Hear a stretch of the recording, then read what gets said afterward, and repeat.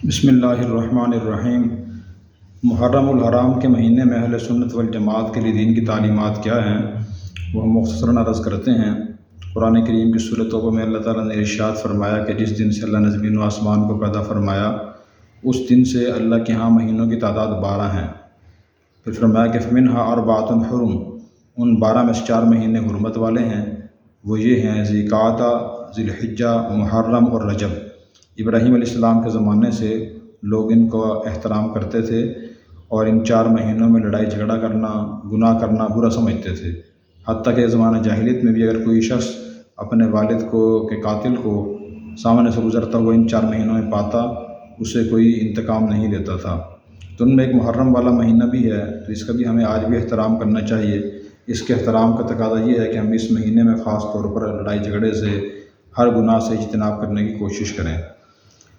اس مہینے میں اسلام کی جو تعلیمات ہیں وہ صرف 2 ہیں جو کرنے والے کام ہیں۔ نمبر 1 روزہ ہے، روزے کی بڑی اہمیت ہے۔ رمضان المبارک کے روزوں کے فرض ہونے سے پہلے 10 محرم کا روزہ فرض تھا۔ جب رمضان المبارک کے روزے فرض ہوئے تو پھر آپ نے اور صحابہ کرام نے یہ فرما دیا کہ اب 10 محرم کا روزہ فرض نہیں ہے، لیکن آپ صلی اللہ علیہ وسلم پھر بھی لوگوں کو ترغیب دیتے تھے کہ 10 محرم کا روزہ رکھیں۔ آپ مدینہ تشریف لے گئے تو آپ نے دیکھا وہاں یہودی 10 محرم کو روزہ رکھتے تھے، تو آپ نے ان سے پوچھا کہ تم روزہ کیوں رکھتے ہو؟ انہوں نے بتایا کہ 10 محرم کے دن اللہ تعالیٰ نے حضرت موسیٰ علیہ السلام اور بنی اسرائیل کو فرعون سے نجات دی تھی، اور موسیٰ علیہ السلام نے اس کے شکر کے طور پہ روزہ رکھا تھا۔ ہم بھی ان کی اتباع پیروی میں اس دن روزہ رکھتے ہیں۔ تو حضور نے فرمایا کہ موسیٰ علیہ السلام کی اتباع پیروی کے ہم تم سے زیادہ مستحق اور حقدار ہیں، چنانچہ آپ روزہ رکھتے رہے۔ تو اس سے معلوم ہوا کہ اس روزے کی بڑی فضیلت ہے، اور حضور نے فضیلت بیان ہی فرمائی، اور آپ نے یہ فرمایا کہ مجھے امید یہ ہے کہ اللہ تعالیٰ 10 محرم کے روزے کی وجہ سے گزشتہ 1 سال گناہ معاف فرما دیں گے۔ ایک اور صحابی نے آپ سے پوچھا کہ یا رسول اللہ، رمضان مبارک کے بعد سب سے افضل روزے کس مہینے کے ہیں؟ تو آپ نے فرمایا شہر اللہ المحرم، اللہ کے مہینے محرم کے روزے ہیں۔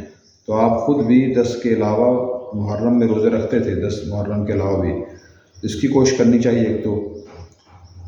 پھر دوسرا مسئلہ اس بارے میں یہ ہے کہ آپ صلی اللہ علیہ وسلم کو بتایا کہ یا رسول اللہ 10 محرم کا روزہ ہم بھی رکھتے ہیں، یہودی رکھتے ہیں، ایک طرح سے مشابہت ہو جاتی ہے۔ تو آپ نے فرمایا اگر آئندہ میں زندہ رہا تو میں 10 کے ساتھ نامی کا روزہ بھی رکھوں گا، لیکن اگلے سال آپ 10 محرم آنے سے پہلے ہی آپ کی وفات ہو گئی۔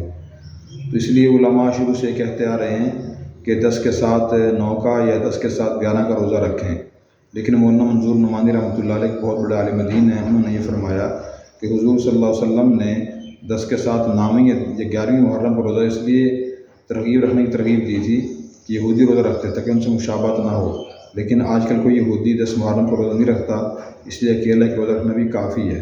ایک تو کرنے والا کام یہ ہے۔ دوسرا ایک کمزور حدیث میں ہے، ضعیف حدیث میں، کہ جو مسلمان 10 محرم کے دن اپنے زیر کفالت افراد کے لیے کھانے پینے کی فراوانی وسعت کرے گا تو اللہ تعالیٰ اس کے لیے پورے سال میں کی رزق میں آسانی فرما دیں گے۔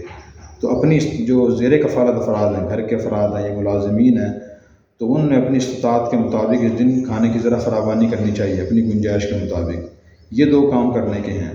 باقی جو لوگوں نے اپنی طرف سے چیزیں نکال رکھی ہیں، اہل سنت نے بھی سبیلیں، کھچڑا، تو نہ یہ کھچڑے نہ صحابہ نے پکائے ہیں، نہ حضور نے ترغیب دی ہے، اور اسی طرح جو سبیل ہے نہ حضور نے لگائی ہے نہ صحابہ نے سبیلیں لگائی ہیں۔ لہذا ہمیں صرف 2 کام کرنے چاہیے اور باقی سب کاموں سے اجتناب کرنا چاہیے۔ اللہ تعالیٰ ہمیں عمل کرنے کی توفیق عطا فرمائے۔